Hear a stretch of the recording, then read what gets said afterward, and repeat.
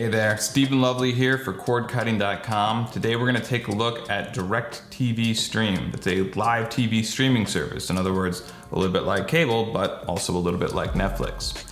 So what is this? How does it compare to its competitors? And is it worth your hard-earned money? Well, that's what we're here to find out.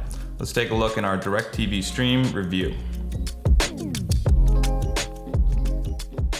So DirecTV Stream is, at its most basic, a version of cable or satellite that you can stream. And it has that in common with Sling TV, YouTube TV, Hulu plus Live TV, and a few others that you might have heard of.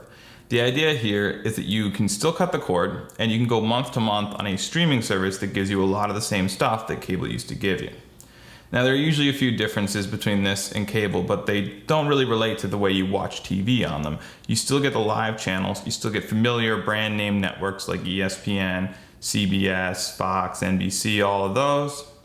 But the difference is here mostly how it's delivered, which is that it's delivered online, that it doesn't have any kind of long-term contracts mandatory, which is sometimes the case with cable or satellite. And lastly, we sometimes see that these have fewer channels, slimmer bundles, and more flexibility. Now, that's not true of all of them, and one of the unique things about DirecTV Stream in particular is that it feels a little more like cable. It starts out with a bundle, as we'll get into more detail later, that feels sort of like the average or even top tier of some of its competitors, and from there you can scale up to larger and larger packages that are really very cable-like in how big they are and how many channels they have. That does come sometimes with a price that you might kind of feel is cable-like. The pricier tiers, though they include things like HBO Max and things like that make this a little easier to swallow, can be over $100 and very familiar to those of you who are paying for cable. The advantage, of course, is that it's month to month. You can actually get a contract with DirecTV Stream if you combine it with AT&T Internet, but you can also subscribe to it in a very basic way, which is what we'll focus on here. That's very similar to how you would subscribe to Netflix or, of course, one of the other live TV streaming services like Sling TV. In other words, you sign up, you pay every month, and when you want to quit, you quit. And there's no sort of contract that holds you in, no early termination fees, nothing like that. There are other things that make DirecTV Stream feel cable-like besides the huge channel selection. One of them is that you can use a streaming box that comes right from the source, right from DirecTV Stream. We'll talk about that too. It's not quite the same as a cable box, and you're not locked into it. You can still use this service with other devices, but it's yet another thing that makes DirecTV Stream feel a little different from its competitors and a little more like what you might be used to from cable or satellite. One more thing we should mention before we get too far into this is that this service existed under previous names that you might have heard of. It actually launched as DirecTV NOW, rebranded as AT&T TV NOW, then changed to AT&T TV, and finally back to DirecTV, but this time with a stream, DirecTV Stream. Yes, those are all the same services, barring a few reboots, relaunches, things like that. They're all fundamentally kind of the same thing. They've just been fine-tuning this product and releasing it under different names. Now, whenever we talk about a service like DirecTV Stream or any of its competitors, the most important thing is what you can watch on this service. Yeah, other things come into play, user experience. We love to talk about streaming quality, things like that. But at the end of the day, you're getting this stuff to replace cable. You're getting this so that you can watch what you want to watch when you want to watch it. And what matters most is what's included. So what is included in DirecTV Stream? Well, the same things in general that the other competitors have, and namely live TV networks like ESPN, brand name networks, and on-demand content, which plays out a lot like it would with cable, or kind of like with Netflix, where you can start and stop this content whenever you'd like. The main attraction here, of course, is the live TV stuff. You can get Netflix, you can get Hulu without live TV for your on-demand catalogs, but what you really can't get with any other type of service is live TV channels.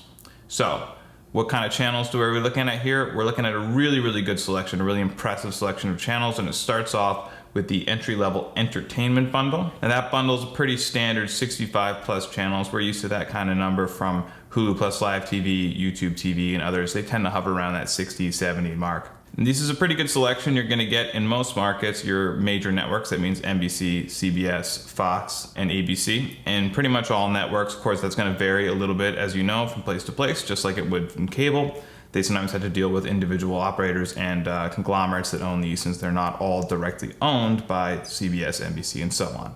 But you can generally count on getting them with that entertainment bundle, pretty much no matter where you are. And you're also going to get a whole lot of other great channels, everything from HGTV to Fox News and CNN. As of this recording, they've got a really pretty good selection, and the only thing they don't have at that tier that I think you should note is your regional sports networks. Those, of course, are the Bally Sports West, things like this, the Yes or S&Y, and Nesson, all of these ones that would show your local baseball team, your local hockey team, your local basketball team. These are available with DirecTV Stream, but not at that first price point. For those, you have to jump up to Choice, which is the second most expensive package. That's where I think the sweet spot in value is here. When I reviewed this, I found that that's really where you were getting the kind of live TV that you need, because if you're trying to replace cable, there's a good chance you like sports, there's a good chance you want the sort of networks that are coming in at this tier, but it's before you start to kick into the really pricey higher tiers of DirecTV Stream. Of course, you should check out this channel selection for yourself. We've got the page up on cordcutting.com. You can take a look at what they've got. You shouldn't pay for any more than you need. After all, that's what cord cutting is all about. Overall, I would say this is a category where DirecTV Stream does really, really well. This is definitely a completionist option for live TV. If you're looking for a skinnier, slimmer bundle, a cheaper bundle, then this is probably not for you. But if you're looking for all the live TV that you were missing when you cut the cord and you want it with a little less commitment, then this is definitely a good option. So what was it like to actually use DirecTV Stream? Well, I found it to be pretty simple, maybe even a little too simple for some people. It didn't rely as much on the content discovery features that you might be used to from Netflix or perhaps a competitor like YouTube TV. And by that I mean it didn't really emphasize the kind of recommendations, watch lists, things like that you might be used to seeing. If you want to see a big screen of tiles and menus, and you want to see a lot of recommendations and genres and ways to search and sort, there wasn't as much of that going on with the DirecTV Stream experience. They tended to emphasize a channel guide more. Channel guide, I mean the familiar menu you might have seen from cable or satellite, where you would go through rows and rows of channels, see what's on at different times, and in this case you can favorite channels and lock them to the top of the list. Now you can drill down to some extent on the genres and types of channels, but the default setup really leaves you to your own devices and encourages you to channel surf and kind of flip through and find what you want to watch. Channel surfing, by the way, is a lot easier to do on DirecTV Stream's device than it is on many other apps and platforms. I found that switching between channels was more a matter of going into the menus on other platforms, whereas on DirecTV Stream's own device, you get a remote control that has a channel up and down button like you might be used to from cable or satellite, which made it really, really easy and really encouraged me to channel surf. I like that. I wish it wasn't quite as locked into that particular app. I didn't find it as easy to do on the other apps, but I really like that channel surfing experience.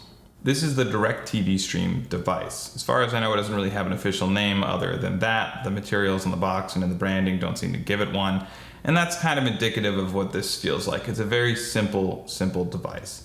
It runs on Android TV, that's Google's streaming platform that you might know from the NVIDIA Shield or from certain smart TVs. But it really doesn't feel like it's a standard Android TV device. And by that I mean they've customized the kind of Android TV this runs on. And what happens when you start it up is it boots directly to the DirecTV Stream app. So it feels almost like a cable box. You just turn it on and there are your channels. That said, this does have the ability to run Google's apps, I should say the apps in the Google Android TV store. So, that includes Netflix, that includes all your major streaming services.